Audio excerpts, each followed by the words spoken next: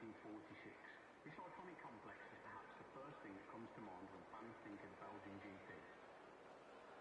Spa is around 7 kilometres long, making it the longest circuit on the F1 calendar. While impressive, this is a far cry from the original circuit, which was more than double the length of modern-day Spa, at more than 14 kilometres.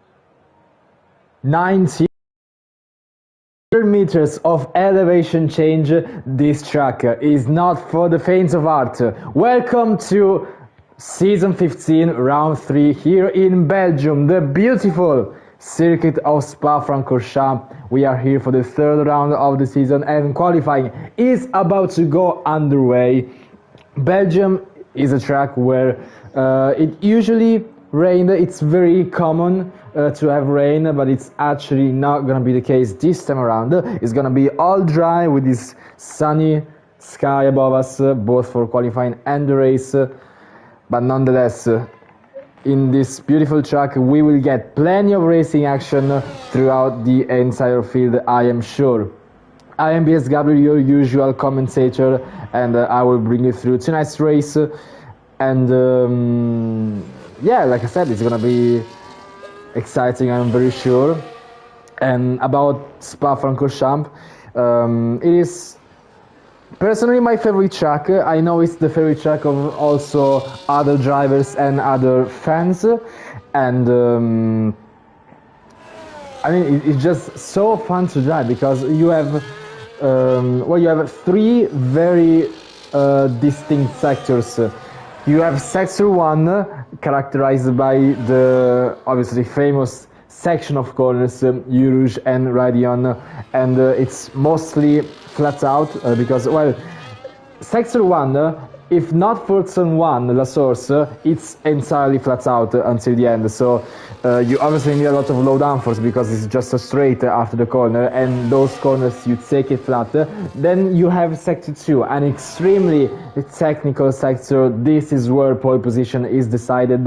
Every single corner is just as important as the other ones. And then we have sector 3, which is going uphill. Sector 2 goes downhill, sector 3 goes uphill, and it is mostly flat out. You just have to brake for the bus stop chicane and then you finish the lap.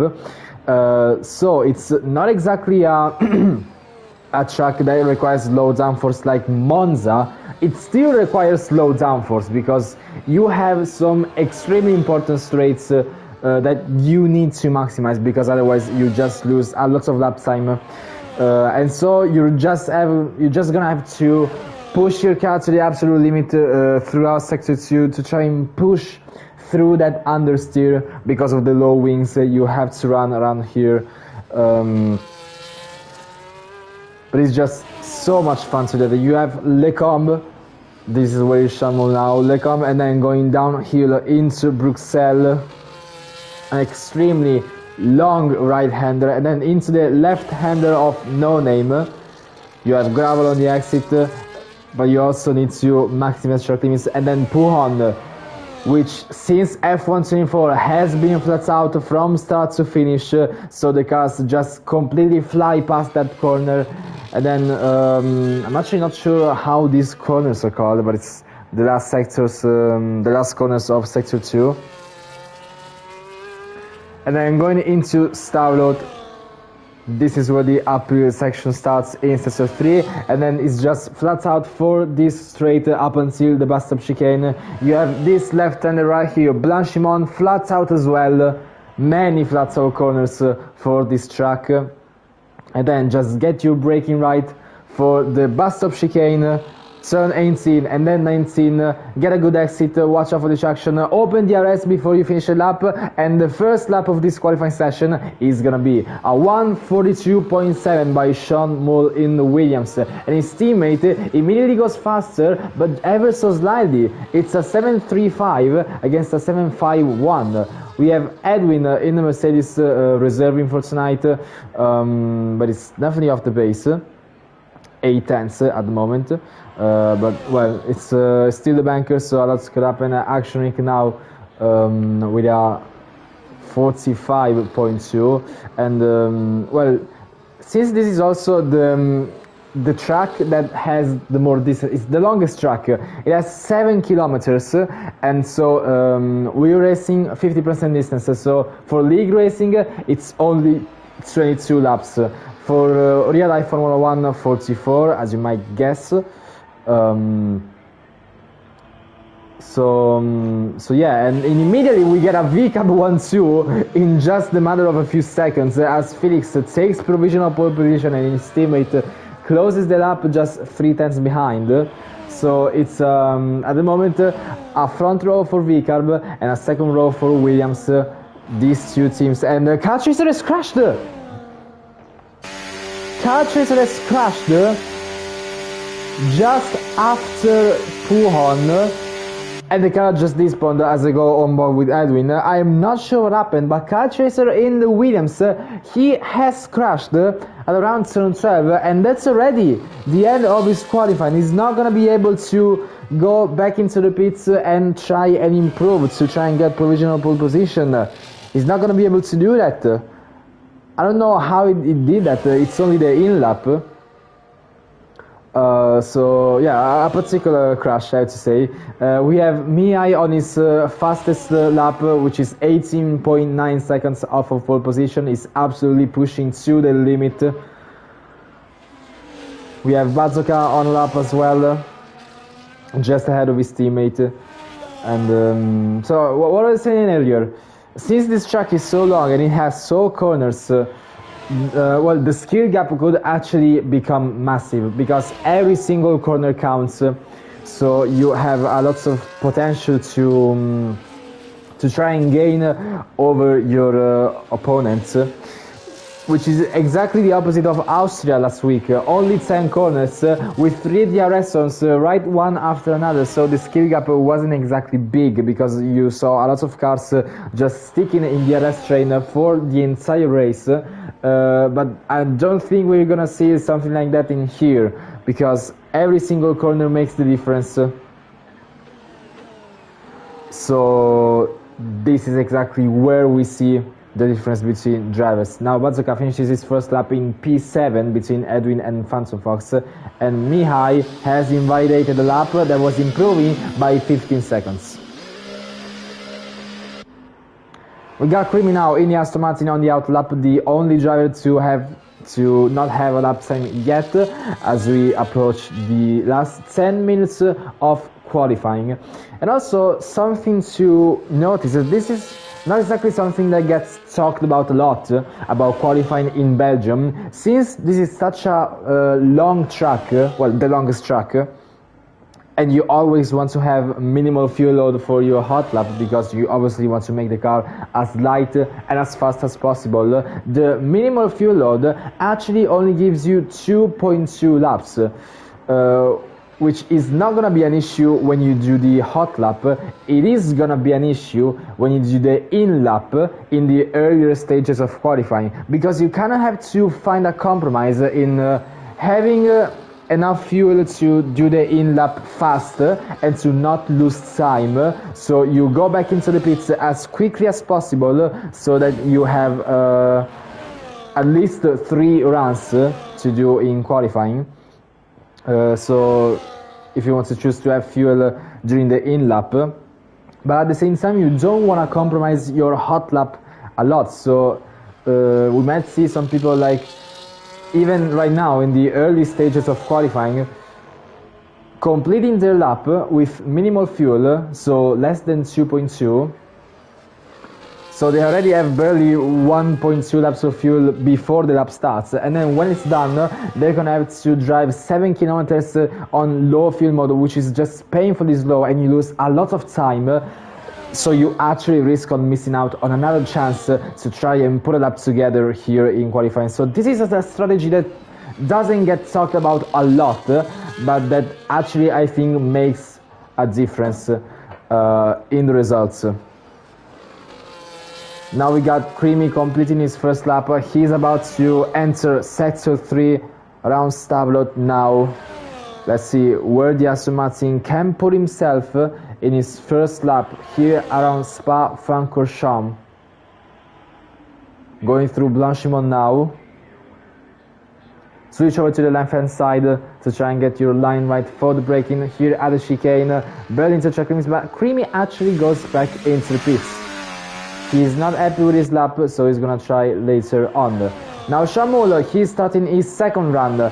DRS open, about to finish sector 1 on the camera straight after Eurogenion, and just before the combo we see an improvement of just 80 thousandths, but it shows a purple sector 1, which could probably be actually purple. It just excludes Felix from his from his top 5 in his POV, so it might actually be a purple sector 1, but now he's approaching sector 2, so he needs to get these corners right, and he's currently 5/10 off of pole position, so every single apex, every single barely track limits that he can get throughout this entire section will play a huge part in his lap. And after sector 2, it's an improvement by 1/10.5 almost. So at the moment he's above his teammate, not above Jonathan. Let's see, maybe the exit out of Stavelot might play a huge part here in sector 3 to try and improve his top speed. But the Bastard Chicane is his last chance of actually improving his lap. Goes for a very tight line, a little bit of a slide on the exit, DRS open for Sean Moll across the line. He actually stays in before, he lost a lot of time in sector 3, probably mainly around the chicane, and Edwin also has to avoid him. Actually, he improves by 1 second. Edwin improves through P2 and is only 3/10 off of pole position, but Felix is pushing as well. Around sector 2, he is not improving, down by 37 thousandths. He just finished Puhon, and now he's approaching turn 14. And after sector 2, just improving by 53 thousandths. Now out of Stavelot, let's see if the setup makes the difference. The setup definitely makes a huge difference. Top speed is just as important as cornering speed throughout sector 2, but you tend again to prioritize top speed so you have low downforce. But even the tiniest of difference between wings, between drivers, can actually play a huge part. But Felix improves by almost 2/10 and sets a 42.0 provisionally on pole position. As we approach 5 minutes and a half left into qualifying, I am not sure if drivers are gonna have enough time to do a third run. I don't know if we're gonna see drivers who are willing to do that third run. So we've got Bazooka starting a lap, Edwin on the in lap, there is Williams, there's Shamol on the in lap, and Aston Martin, Creamy on the out lap, a Haas, that's Dylan, who is pushing and improving, 3/10.5 after sector 1, but I think he might have made even more time here in sector 2. And almost 1 second of improvement. It's a purple sector 2 and an absolutely flying lap for Dylan. He has a good chance of stealing P2 out of Edwin to try and secure a spot on the front row. If he improves even more in sector 3, maybe he can judge for pole position, but he's gonna have to find at least 5/10 to do that. The Haas across the chicane and across the line. Sully has joined, so we're gonna be 12 drivers tonight. Dylan loses a lot of time and improves only by 6/10, and he's stuck in P6. He was improving significantly, but he lost so much time for some reason. I don't know if that was ERS or the chicane, but it's still a P6 for Dylan, and rather disappointing considering how much he was improving.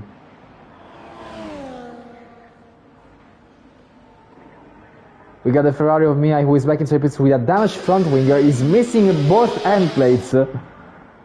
So now we have the other Ferrari, Bazooka, around Blanchimont once again. 3 minutes and a half left into qualifying. Drivers really need to hurry, especially Sully, since he joined the last minute. He has the time just to do 1 lap, and it's gonna have to be a good one to try and help Mercedes out. Bazooka improves by a 1/10.5, but stays in P8. It's not good enough. Sully is preparing himself to go out of the pits. to try and set his only run here in qualifying.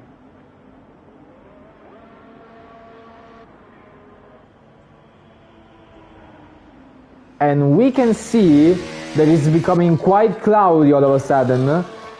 I didn't see any drivers complaining about rain though.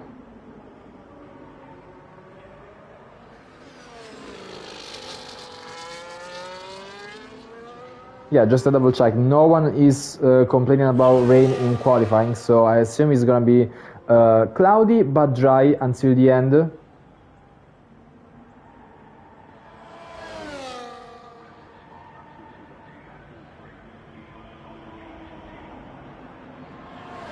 Felix on the outlap as well. He's still on provisional pole position by almost 5 tenths ahead of Edwin in P2.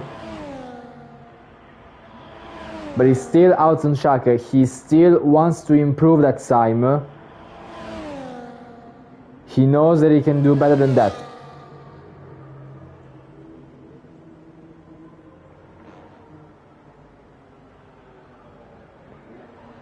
We've got the Aston Martin Creamy now going downhill into Bruxelles, 1 minute and 40 seconds, and it's raining! It's raining here in the last minutes of qualifying, so grip is gonna actually be reduced as drivers are still out on these slicks on the soft side to try and complete their laps, but it's actually raining and grip is definitely gonna be lower than Edwin into the wall! Edwin has crashed into the source on the left-hand wall. I have no idea how the car ended up in there. Balzoka has retired in the pit lane. Jonathan is pushing through P1. Let's watch his onboard, because we are gonna have to try and understand if the grip is actually as low as it seems, and it looks like it's kind of sliding. Let's see now.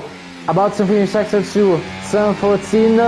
He's not improving. He's down by a tenth and a half, and he spins almost oversteers and goes into the wall, but not DNFing. Now he DNFs for some reason.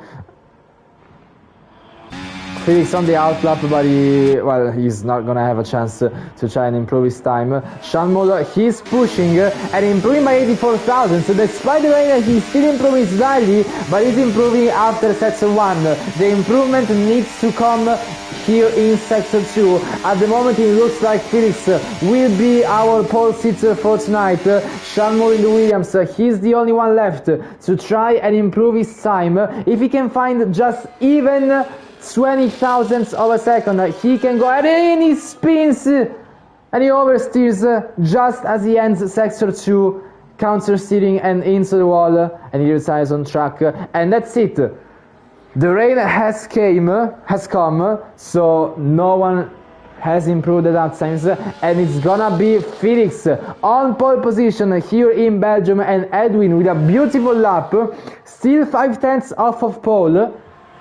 But it's a beautiful lap nonetheless to secure himself a spot on the front row and split the two V-cars apart, with Jonathan in P3 and Catch Racer in P4. Sean Mull will start in P5 and Dylan is gonna start in P6. Phantom Fox in P7, Bazooka in P8, Mia in P9, Actionik in P10, Creamy in P11, Sally with no laps in set, horrible timing for him. He's gonna have to start from the back of the grid in dead last. Dead last is P12 in this case, so not exactly a disaster for him, but he's still gonna have to potentially overtake 11 cars, and if not 11, just overtaking as many as possible to try and improve his result. So it's almost a Mercedes 1-2. It could have been no, not a 1-2, a Mercedes sandwich, I meant to say. Just if Edwin had got pole position, it could have been a Mercedes sandwich, but it's not. So qualifying, he's already over. We're just waiting for the AI of Action Rick, it looks like. The game just not recognizing the qualifying is over for some reason. And there we go.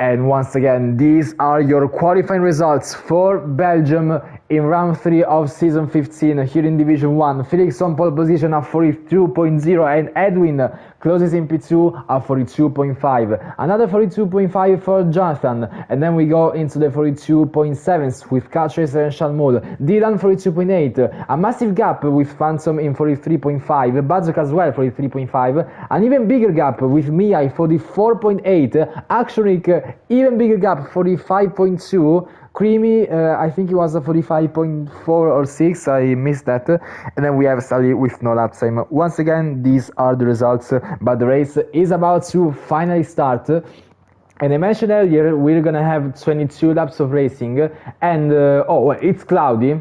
I have to say it's cloudy, but again, drivers were not complaining into the chat.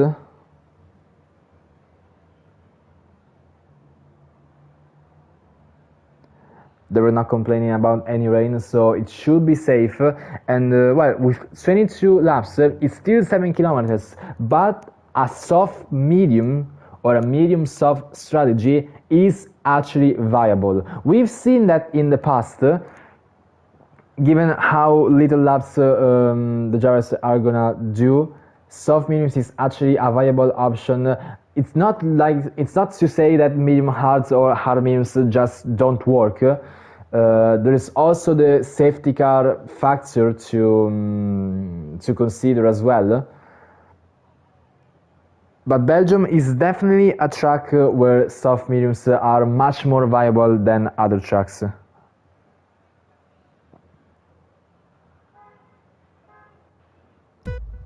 And there we go. 3, 4, 5 red lights for the Belgian Grand Prix. It's Felix on pole position, Edwin just alongside, and it's lights out, and away we go. And Sally already gets a good start off the line. Felix maintains pole position, but Edwin tries to go around the outside, and Cat Tracer losing a lot of positions on the start. And there's a winner spinning, has into the wall. We already have a massive crash into the source, and the safety car is out after only one corner. Dylan is into the wall. Shamu with a broken front wing. Actionic with a penalty and a broken front wing, and a safety car out on track. The worst possible start for this Belgian Grand Prix, and it's happened immediately after one corner. Contact between the Williams and the Haas, and it's Dylan's race over after barely 200 meters.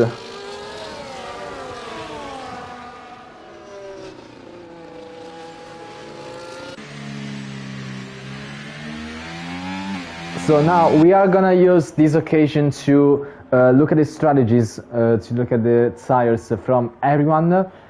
And like I said, some drivers are using the softs on the start, and if they use the softs now, and the safety car is gonna do 2 laps, I think. This is a good chance for the soft runners because they're gonna have less wear. They're gonna have less laps essentially to race on those softs, so they are gonna probably try and pull these soft mediums. The medium runners are more unpredictable because they could be doing medium softs or medium hard. Now with a safety car after one corner, I heavily doubt anyone is gonna pit. The hards definitely can make it to the end, but it's just not worth it to sacrifice position for such an early safety car. I do think everyone is gonna stay out. Felix is pitting. Edwin, Jonathan, Cat Tracer. The medium runners are actually pitting, and the soft runners are staying out.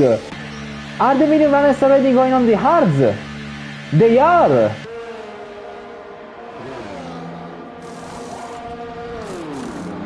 For some, the medium runners do not want to be on those mediums at all, and instead they just want to use those hards until the end. This is an interesting situation because theoretically soft mediums it could be the fastest strategy, like the one where you go fastest. You just keep the highest pace. I mean, you push on the softs, you pit for the mediums. Well, they are gonna wear out, yes, but it's already a reduced distance because of the safety car, and they can push. They can push. They can go fast on those tires. Like even with the pit stop, they have a chance to try and make up for it. Those hards, they will definitely last, but they are slow. Like it's also difficult to bring them up into temperature, especially on the restart. But even in the race, they're not exactly the warmest tire you can find out there. So this is an interesting situation. Medium runners completely bailing the mediums and going on the hards. Soft runners gaining a lot of position with the safety car staying out, pulling a soft mediums to the end.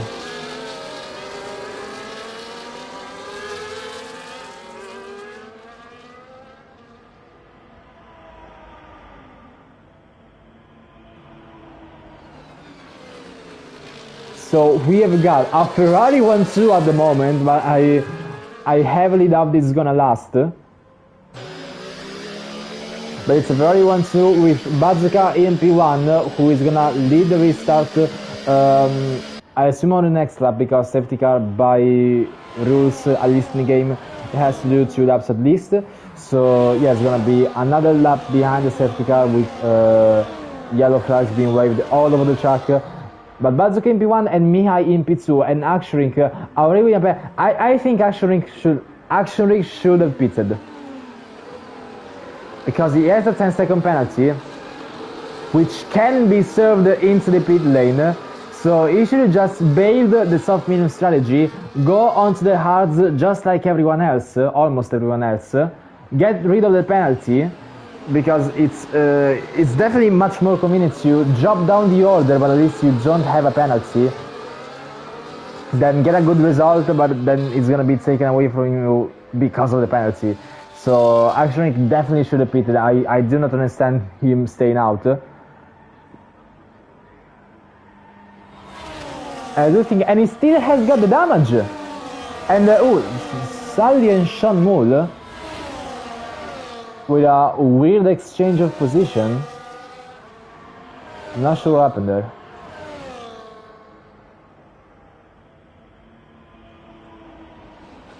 Actually, he still has the wing damage. Like he could have had all of the reasons in the world to pit, broken front wing, a penalty to serve, and he still didn't pit. I'm not sure. The McLaren strategy, the McLaren 2024 strategy, I guess.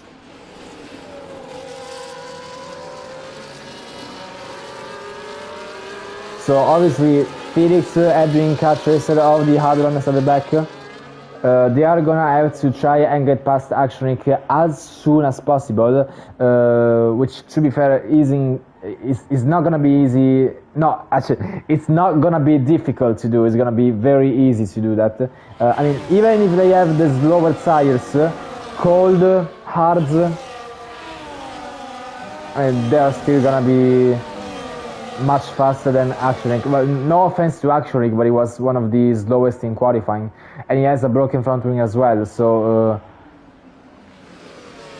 they should get past with ease.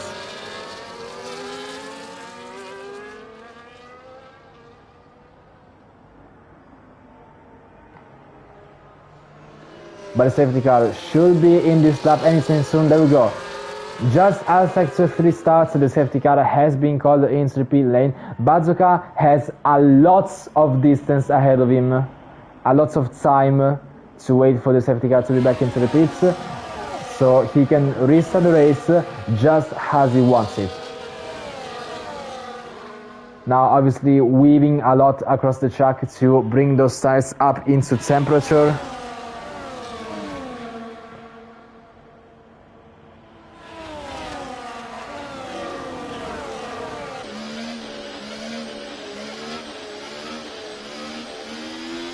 And here we go for the restart here of the Belgium Grand Prix. Bazooka has restarted well before the bus stop chicane. And Actionik has reacted extremely slow. I don't know what happened with Actionik with a terribly slow restart. Look at that!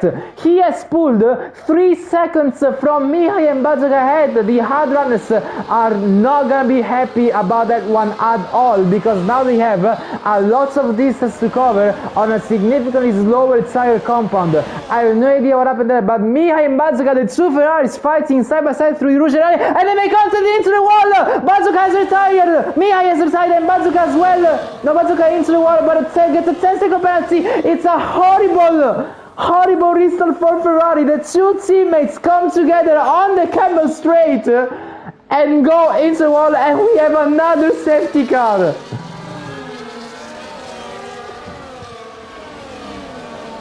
And well, I'm just gonna look at the footage because I'm just gonna look at the footage real quick.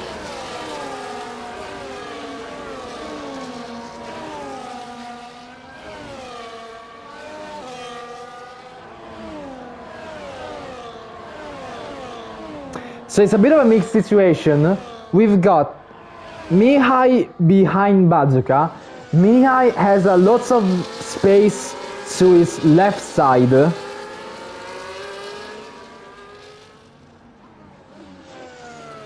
That's Mihai's fault. That is so much Mihai's fault. Bazooka is staying on the normal racing line coming out of Radion, and Mihai just turns in on him. He has so much space to the left and just turns in on him.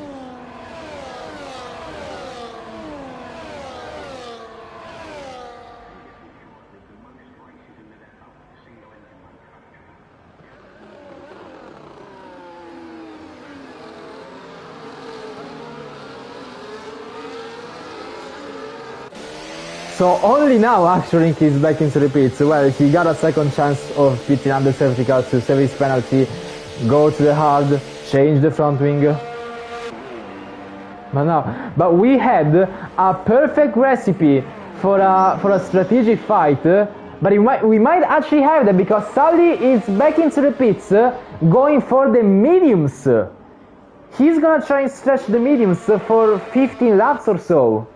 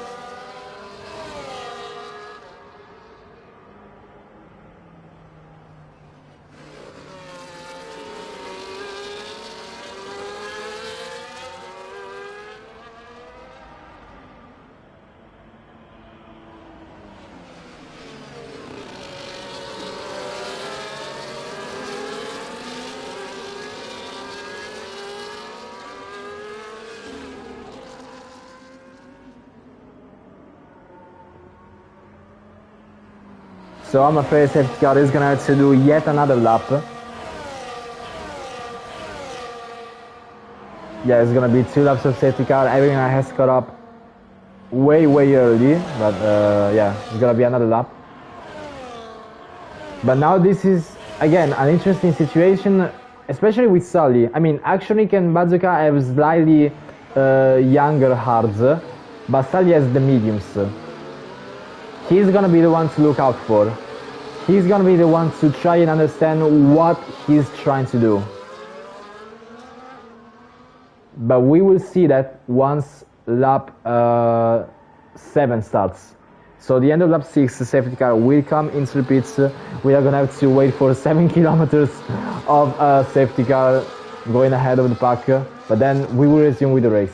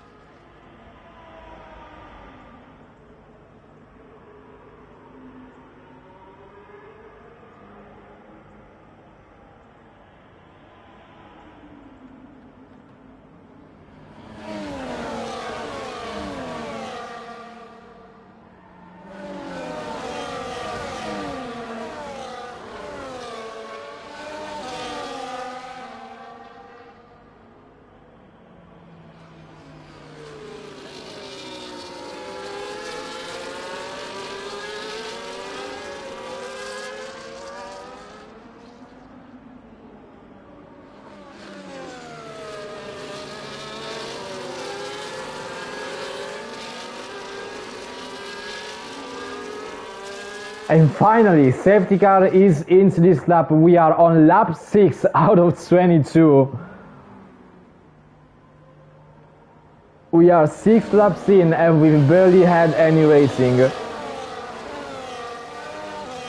But now we will finally get underway soon, as Felix will be the one to lead the restart, to lead the pack. And theoretically it should be everyone on the same strategy apart from Sully. We need to understand if Sully does a medium soft or goes with the medium until the end, but we will see later on. Now we are focused on Felix leading the restart, waving and going just before the bus stop chicane. The race has restarted and Felix with a rear lock coming around the first corner of the chicane. This has given Edwin a good chance of recovering some time, but Phantom Fox with a big slide out of the chicane, and he has dropped out of the DRS already. Catchers is on the inside of Edwin and rear locking. Edwin goes for the switchback. He has a significantly better exit. Does Edwin have enough run on Felix to try and overtake him? I don't think he has, but Catchers is significantly closer to Edwin now, going through Rouge and Radion. He uses the slipstream. He also uses the energy, draining the battery on the camera straight. The car chaser flies past, and there are also 3 cars going into the camera straight just before they come. The two Aston Martin side by side. The Creamy is ahead, the Phantom on the inside. There's a little bit of contact between the 2 green cars. Charles Muller is in P7, Sully in P8, Batsuk in P9, Action Rick in P10. But we've got this fight for P1 already between Felix and Catchers. The 2 odd drivers are back to give it absolutely everything in this race, and Edwin is not someone you should underestimate, because he's just behind, just chasing those 2 front runners. This is effectively a fight for the podium between all 3 of these cars, and Jonathan needs to do his best to try and recover the distance from Edwin, because he had lost so much time, 2 seconds from Edwin ahead, and he has lost out of DRS. He lost out on DRS now. I don't think I've seen any position changes. Will we see any position changes going around Blanchimon of Catchers? Might have gone side by side with Felix now. Does he go on the inside? No, he doesn't, but Edwin sends it on the inside of the bus stop chicane, and now he has the outside line out of the final corner and goes off track limits, but he still gets ahead. They're actually going wheel to wheel, but Edwin backs out before turn 1, so He wants to maintain a P3, Car Chaser in P2, but now DRS is enabled. The first detection pointer is ready. After turn 1, just before Eau Rouge, Felix is into the lead, but he's gonna get attacked by Car Chaser and Edwin just behind. Let's see who has the highest overspeed to try and attack Felix. Car Chaser is significantly faster. Look at that, he just completely flies past the vehicle of Felix. He goes on the inside and gets P1 very, very cleanly. Very well before the braking zone. Jonathan has recovered a lot of time from Edwin. Jonathan might already be back into the DRS range. He just needs to not lose much time here in sector 2 because he's just inside that gap of 1 second. But we got a hectic fight in the midfield. We've got Creamy, Shanmul and Sully also just behind. Let's watch out for Sully because let's remember that he has the mediums. Also younger mediums, he has less tire age on those medium compound tires, so he should be faster, but again he's not exactly gaining. He's still in P8 and he still hasn't made a move to try and get past Shamul. Jonathan is barely holding on to the RS, now he's actually outside of it, outside of that 1 second gap, and Felix is losing actually a lot of time from Kart in the lead. Edwin is much closer to him, so we might see a position swap between the Mercedes and the V-Carb if the Williams of Kart keeps maintaining this space. But now Sully and Shamul going side by side through a bus stop chicane, and Sully on the inside, then the outside, he gets P7, now he can attack Creamy going near turn 1 and he goes for a switchback on the inside. A beautiful move from Sully. He gets P6 out of the Aston Martin, so now he can recover some distance from Phantom Fox ahead. 1 second between the two of them, but he's gonna be in the DRS range very soon. Felix has the DRS. He's trying to get the slipstream as much as possible, but he does not get past. Now Shamul and Sully almost 3 wide into the combo, and Shamul gets ahead of both of them in P6. Now Sully's in P7 and Creamy in P8.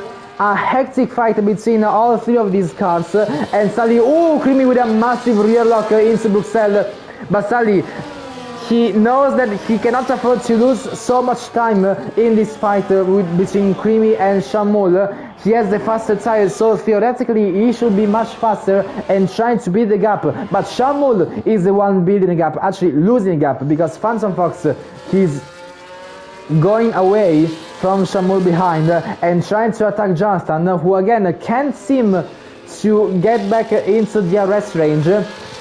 And Felix as well, he's not really gaining anything. The gap is still 7 tenths, but now Sully goes ahead of Creamy. And Phantom Fox is trying to chase Jonathan through Blanchimont. He gets the slipstream. Let's see, does he send it on the inside of the bus of chicane? I don't think he's going to, because Jonathan, he's faster on the straights. Let's see, Phantom with a very smooth exit, while Jonathan has a very sloppy exit. Now they're already going wheel to wheel after the last corner and going into the first corner. Jonathan is still trying to outbrake Phantom in the position, but they're still going wheel to wheel, but Phantom Fox backs out at the last possible moment, avoids what could have been a nasty collision between the 2 of them. Now let's watch Felix once again. He's closer than he was on the lap before. 2 times between the 2 of them. DRS enabled. He goes for the outside line of Lecombe and he gets past. So Car Chaser can go back to the normal racing line. So a very clean move, nothing nasty there. Shamul and Creamy is exchanging positions, and Sully, now he has some clean air and some distance behind him as well, so he's not gonna get attacked. His main focus will be to try and recover on Jonathan and Phantom Fox. Phantom Fox who is doing very well in P4. Let's look at the position changes actually, because compared to their starts, Sully obviously improved his position a lot, starting at the back and going on the mediums. Creamy gets a track limits penalties. 3 seconds will be added to the time at the end of the race. We have the first victim of track limits here in Belgium, which isn't exactly common, but you do see that sometimes. Now, Jonathan and Van Fox colliding through sector 2, and now into Stavro they go, and another contact as well between Van Fox and Sully. Let's look at Sully, because he has the inside hand of Blanchimont, but he actually backs out. He does not want to go side by side, but Van Fox is gaining a lot on Jonathan. Jonathan not really defending, and neither Phantom and Sully is gonna try and send it on the inside. They saw a gap, but it's too dangerous to go for the gap. But this fight, for the best of the rest, just below the podium, is losing a lot of time compared to the top runners, who are still in the DRS range, one into another. But Catchers is 6 tenths apart, so he's not gonna be able to do that move, I reckon. But now Fancy Fox coming out to Radion. He has the slipstream and he has the better exit out of the corner, and 3 wide they go. Phantom Fox gets ahead, but Jonathan still maintains position, and contact, and Jonathan into the gravel. Contact between the Aston Martin and the V-Carb, and there was some piece of wing flying there. I don't know if it was Jonathan or Phantom Fox. It was Jonathan. Jonathan with damage on the left-hand side of the front wing, and Phantom Fox is doing fine. He has still his front wing intact, but that might have been a questionable overtake. I think it will get looked at by the stewards, and I won't be surprised if we see any penalties coming in after the race. Now Jonathan is losing position to Creamy, and Jonathan with a massive oversteer. Now he gets passed by Bazooka as well, and into the gravel he goes again. Does he go into the wall? Who is absolutely struggling to keep it on track. A massive loss of downforce from Jonathan. He's barely keeping the car together inside those track limits. Now Shamul gets past Phantom Fox. I think Phantom Fox might have had a mistake, because he's 6 tenths already behind Shamul. But in all of this, Sully, he's definitely flying around this track. 2 seconds between Shamul behind, and 4.7 seconds from Edwin ahead. Now this might be the stage where the minus start to get worn out, but Sully still has a chance to recover a lot of distance, because he should definitely be the faster driver at the moment. Now Cat Chaser has the RS slipstream and a good chance of overtaking on the Camel Straight, and he does just that. Back into the lead the Williams goes, and Felix again in P2, and Edwin, who is not really attacking, is just staying in there, just maintaining the RS. He's still in there, but no moves are being made yet by the Mercedes reserve. Bazooka goes past Creamy, so now it's P7 for the Ferrari. He's still trying to salvage that incident that happened with his teammate, but Creamy is still trying to keep behind. He's actually losing some time into the corners. It looks like Bazooka is slightly faster. It might be because of the slightly less worn tires, but at the same time it's not exactly a massive difference. So now his main focus will be to try and close this gap from Phantom Fox ahead. At the moment it's 1.9 seconds, but theoretically he should gain something step by step and try and recover from the Aston Martin ahead. But said Aston Martin has Slipstream ahead of him and a good chance of recovering some distance from Sean Mull ahead. He won't send it now, but I do think he's gonna send it on the Camel Straight, because he's gonna have DRS after the chicane and after La Source, so he can definitely have a better run on the Williams and try to put himself into P5. But who's gonna try and put himself into P1 will be Felix, once again with DRS, and they are already going side by side when the DRS zone starts. So Felix now has a massive run on Car Chaser. Edwin is actually losing time and potentially dropping out of DRS range. He's barely into the 1 second gap. Now it's 1.1, and I do think he's losing time at almost every corner, just losing a few tenths, but they eventually drop him out of DRS range. So it might actually be a safe bet for Edwin to bring this podium home.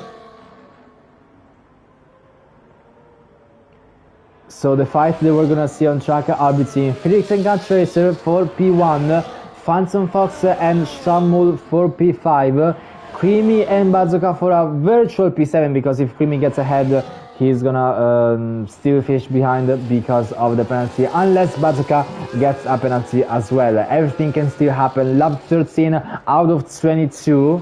10 laps left for this Belgian Grand Prix, and Creamy going into the gravel off track, but he still keeps the car in one piece and hasn't dropped out of DRS.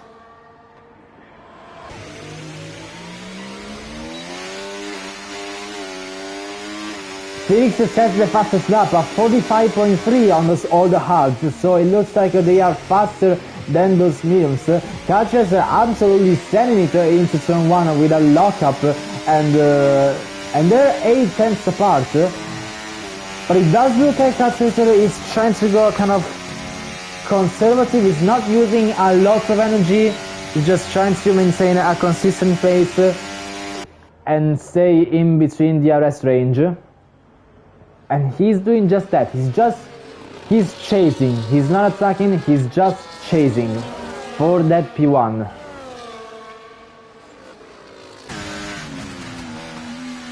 Phantom Fox is still inside this fight, 45 with Shamul ahead.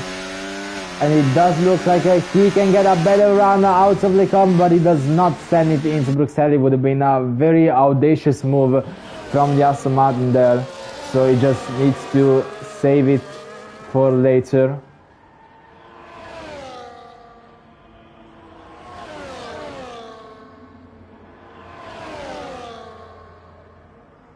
Now it's 3 tenths. If it's actually true that Phantom Fox is faster throughout the corners, maybe we can see him trying to get a better exit out of Starlot so that he can have a better run for sector 3. Let's see if he can do that. Let's also look at the energy. He's not burning almost anything actually. He's just using the natural slipstream with no boost coming out of the electric side of the power unit. So just like Cat Racer, he is chasing, not attacking.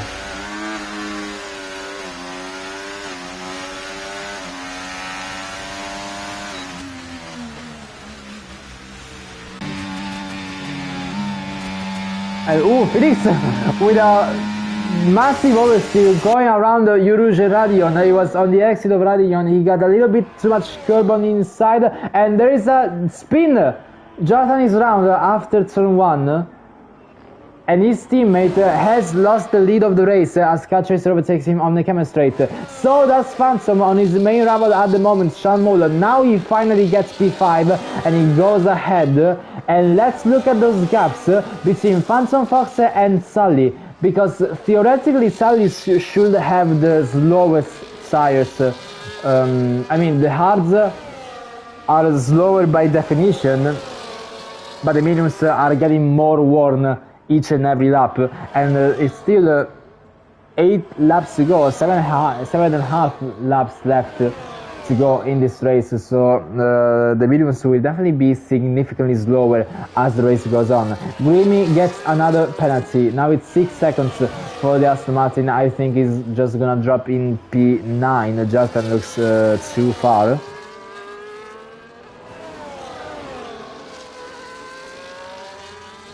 But again, the fights are still the same. Phantom Fox versus Sean Mull, Cat Racer versus Felix.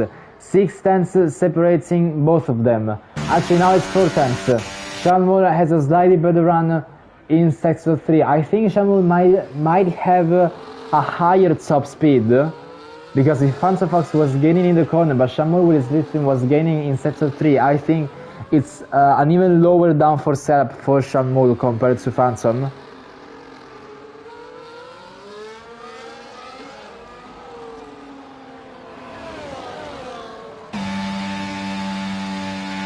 Felix gets the slipstream, but it's actually not going for the move. He's purposely staying behind the Cat Chaser, maybe to recover the energy, we don't know. But now Phantom Fox and Shamul going again side by side. Shamul definitely does not try and stay behind Fatsa Fox like Felix did, so he gets P5 once again, and I do think we're gonna see these exchanges of position. Fatsa Fox goes slightly wider after the combo, bottoming out on the curb and going into the grass, slightly off of track limits. That's a very nasty corner to bottom out. It's not a corner where you want to go wide on the exit because you just lose control of the car for almost a second. Yellow flag for Ernesto Martinez Creamy. Creamy round, around no name and down in P9. So now he's gonna drop down to P10 and actually he's gonna have to try and bring home these 4 points for himself and the team.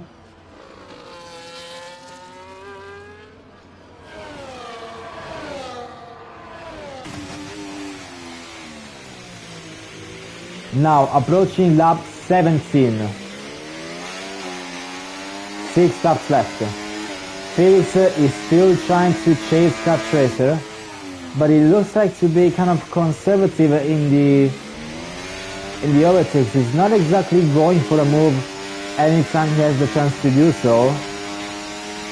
He just stays behind.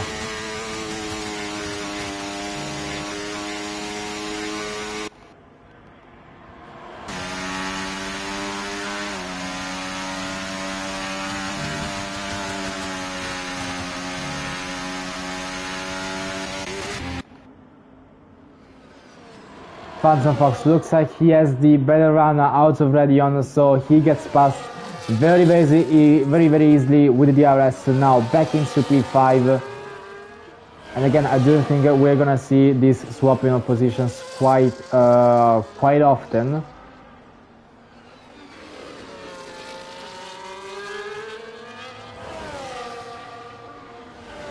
Actually, he gets the track limits penalties as well. I think he might have got that around one of the Lecom corners, but it should be safe. Jonathan is too behind to steal his position.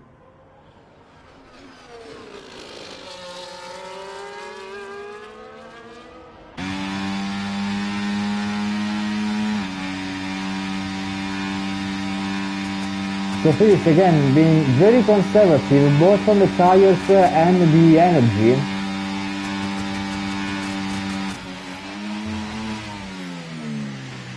And Cat Chaser goes deep at the bus stop chicane, but Felix does not actually have the chance to pull a switchback, so he just stays behind, getting this slipstream once again. But the Cat Chaser, he's struggling on the brakes. He went deep into the bus stop chicane, he locked the rear going into turn 1, so now Felix actually plays the RS games. He was going ahead, but he purposely slowed down to try and have the RS on the camera straight, and I think he might have done just that. Yes, he has. Felix has got the RS, and now he's gonna fly on the straight and try and possibly build the gap to see if he can pull away from Cat Chaser behind and try and secure this race winner in an easier way. Shanmul again overtaking Phantom Fox on the camera straight. But it does look like Phantom is closer than he was before after the decomp section.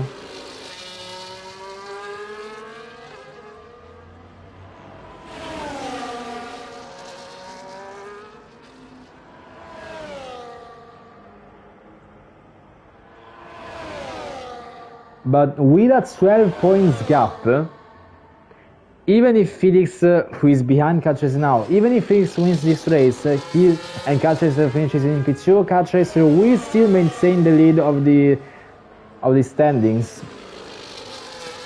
Jeremy will definitely be one who misses out because he's being replaced by Edwin tonight. 26 points for Jeremy, 33 points for Felix, and Felix has the potential to gain 25 points on Jeremy. Jeremy, who should be one of the main contenders for the Drivers' Championship, he's definitely gonna miss out by not racing tonight.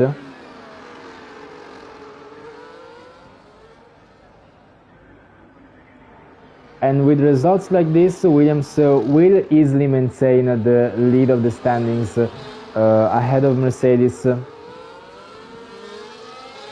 Actually, I have V-carb because, yeah, V-carb.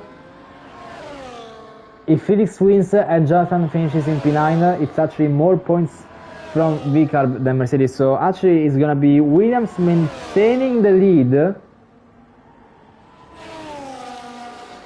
but V-carb will go into P2 and Mercedes into P3.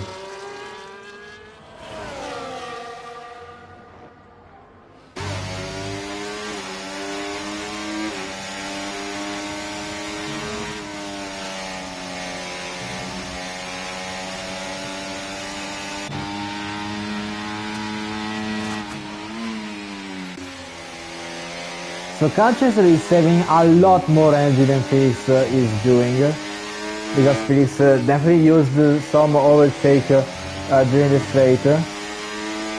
Bazooka gets a track and miss penalty as well, so well, he's gonna be in P7 anyway. He has a clear track both ahead and behind.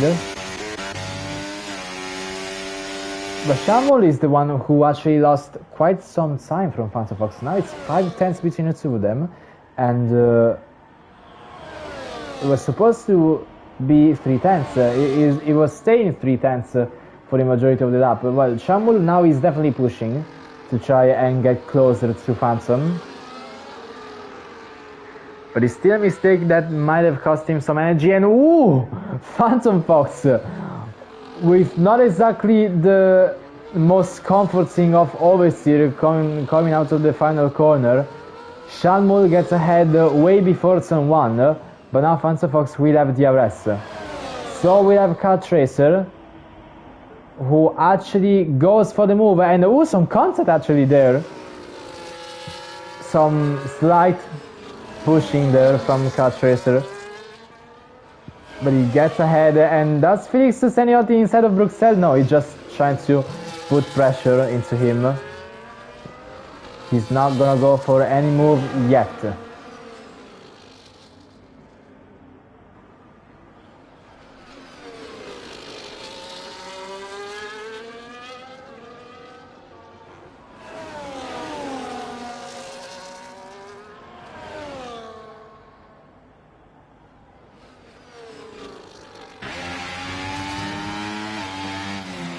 Now Felix has recovered a lot of energy. His battery is much more full than it was before. Car Chaser with an oversteer actually coming out of Stavelot.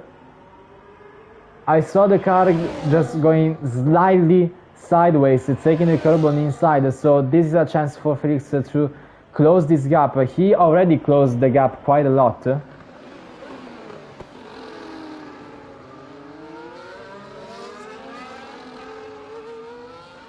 Five tenths coming out of the final corner. We are on the penultimate lap of this Belgium Grand Prix, and it's still a fight for the lead between Car Chaser and Felix and Edwin, who look like it could be very fast to try and attack Car Chaser and Felix for the win, but actually he's only gonna settle for a podium in P3.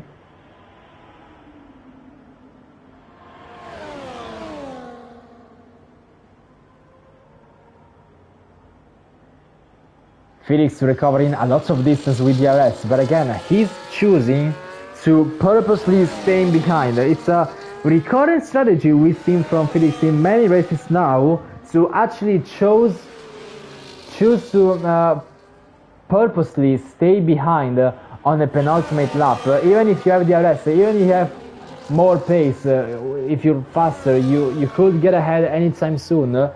You just want to stay behind on a penultimate lap to try and give it everything on the last lap. Felix knows it, Car Chaser knows it. Look at that, they are both keeping their batteries at 100% so that they can go all in on the last lap. Full pushing mode. The fastest lap now belongs to Felix, but I do think Creamy will snatch it because he's going on the softs.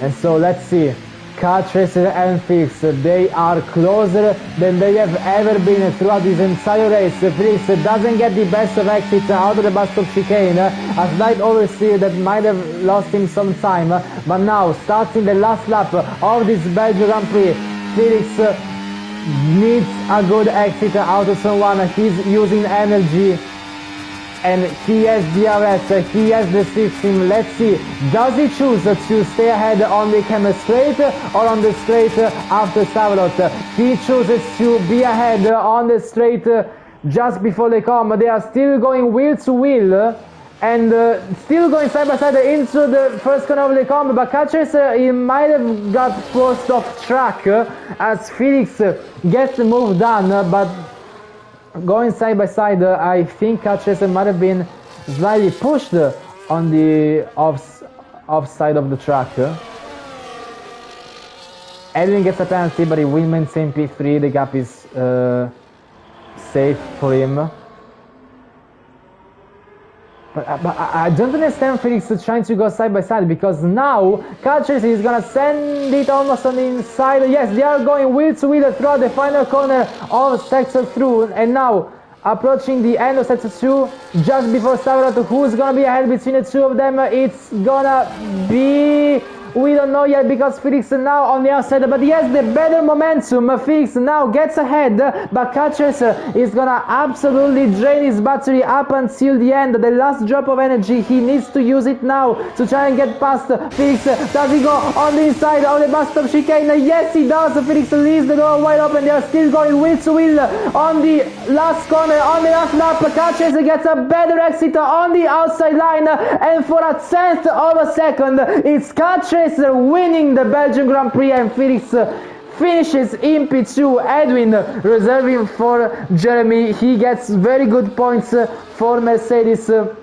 closing into the podium in P3. Sully with the alternative strategy, just 4 tenths behind Edwin. In the end it was not enough, so it's only a P4 for Sully. Phantom Fox comes out ahead of Sean Mull in P5, and Sean Mull finishes in P6, Bazooka in P7, Aksharik in P8, 4 points for him. And then we have Jonathan in P9, 2 points, and Creamy.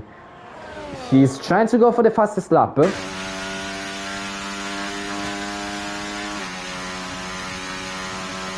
The fastest lap at the moment, it's a 45.3. And he's using all of the energy he has left in the battery on the straight before the bus stop chicane. He's absolutely pushing. Does he get the fastest lap in the end? Yes, he does. It's 2 points for Creamy, who finishes in P10 with the fastest lap. So yeah, Sully gets the driver of the day with the alternative strategy. He actually recovered some positions, still not enough for the podium, but still a solid P4. But it's gonna be Catch Racer who takes those 25 precious points here in Spa-Francorchamps, and it's only a P2 for Felix. That overtake on the last lap, on the last corner. It's not the first time that Felix gets beaten out on the exit of the last corner from Catch Racer, so it's definitely a bittersweet ending to this race. He could have gained, but he actually ended up losing 7 more points from Catch Racer, who he's looking forward to be back into his F1 23 form as he now extends the championship lead. So it's gonna be Edwin in P3 again, and Sully in P4, Phantom Fox in P5, 10 points for him, and 8 points for Williams, for Catch Racer's teammate, with Shamol in P6. Bazooka in P7, he's gonna be the only one to gain points for Ferrari. Actionric in P8, 4 points for McLaren, Jonathan in P9, and Creamy gets 2 points for the fastest lap and the P10. So this has been the Belgian Grand Prix in Division 1 round number 3. There's gonna be the Division 2 version coming this Wednesday at the same time, but until then we are gonna wait for the next Division 1 round, which is gonna be in Zandvoort. We are gonna close this this first third. Yeah, this third of the calendar will finish in Zandvoort, because after that the second third of the calendar, and also the round after that, well, after Zandvoort we're gonna have 5 street tracks in a row. So Zandvoort, it's a permanent track. It's narrow, but it's still a permanent track, because after that we're gonna have all in a row: Singapore, Jeddah, Las Vegas, Baku, and Monaco. But actually, worth mentioning, Monaco will be after the winter break. We are obviously doing a break for Christmas and New Year's Eve. But that's way too far ahead. We are already talking late December. Focusing on the present, we are in early November. So this has been round number 3 in Belgium. We will see you again for Belgium in Division 2 on Wednesday, and for Division 1 it's next Saturday for Zandvoort. Thank you for watching, and goodbye until next week.